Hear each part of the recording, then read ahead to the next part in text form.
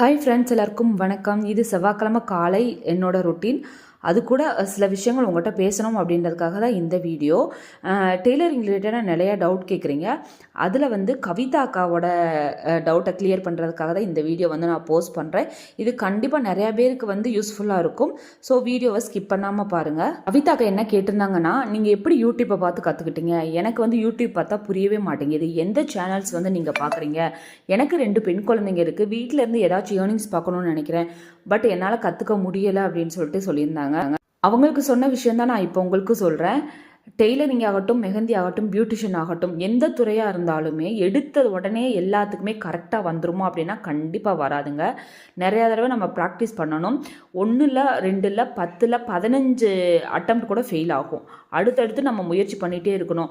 மனம் சோர்ந்து போயிட்டு ஐயோ நம்மளுக்கு வரவே மாட்டேங்குது அப்படின்னு சொல்லிட்டு நம்ம வெக்ஸ் ஆகிட்டு நம்ம ட்ரை பண்ணாமல் விட்டுட்டோம் அப்படின்னா